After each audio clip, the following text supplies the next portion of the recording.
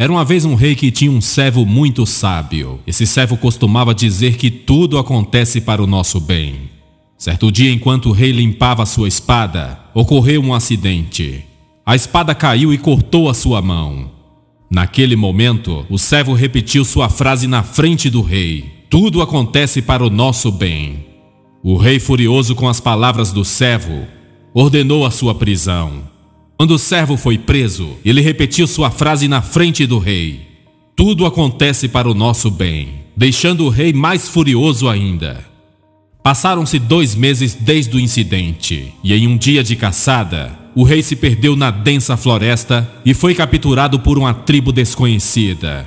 Os nativos planejavam sacrificá-lo em nome dos seus deuses, quando o chefe da tribo viu a mão faltante do rei e ouviu que não podia sacrificá-lo, pois ele era imperfeito, e temendo a ira divina, o rei foi libertado. Ao voltar ao palácio, ele refletiu sobre o ocorrido e sentiu que o servo estava certo quando dizia que tudo acontece para o nosso bem. O rei mandou libertar o servo e lhe devolveu seu cargo. Ele se desculpou com o servo sobre o tempo que passou na prisão e o sofrimento enfrentado. O servo respondeu com um sorriso dizendo: meu senhor, se eu tivesse sido preso, eu estaria com você naquele dia na floresta e teria sido sacrificado no seu lugar. A prisão me salvou e salvou a sua vida. É por isso que eu sempre digo que tudo acontece para o nosso bem. Moral da história. Como diz em Romanos capítulo 8, verso 28, e sabemos que todas as coisas cooperam para o bem daqueles que amam a Deus, daqueles que são chamados segundo o seu propósito.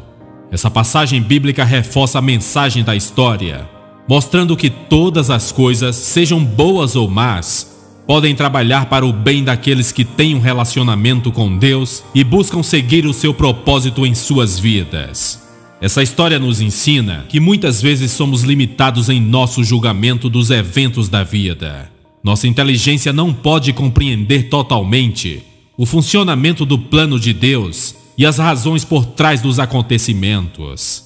Portanto, devemos confiar em Deus e em seus propósitos, mesmo quando enfrentamos situações difíceis ou adversas.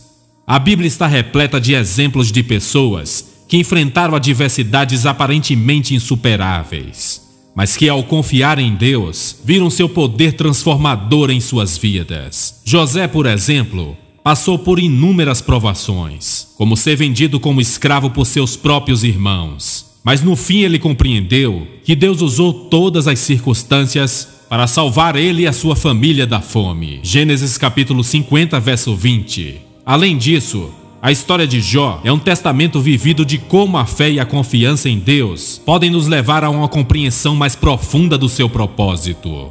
Jó perdeu tudo o que possuía, enfrentou doenças e a perda de seus filhos, mas em meio à sua dor, ele se manteve fiel.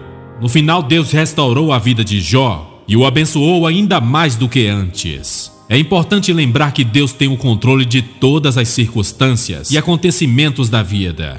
Ele é capaz de usar cada experiência, inclusive as adversidades, para o nosso crescimento espiritual e o cumprimento de seus planos para nós. Mesmo quando não compreendemos o motivo por trás de certos acontecimentos, podemos confiar que Deus trabalha em todas as coisas para o bem daqueles que o amam e o seguem. Em vez de nos lamentarmos ou nos sentirmos derrotados diante dos desafios, devemos adotar uma mentalidade de aceitação e aprendizado. Independente do que enfrentamos, lembremos que sempre tudo acontece para o nosso bem quando confiamos em Deus. Com essa perspectiva, podemos encontrar paz e sabedoria em nossa jornada pela vida, sabendo que Deus está no controle e que seus propósitos para nós são sempre para o nosso bem maior. Reflita nisso.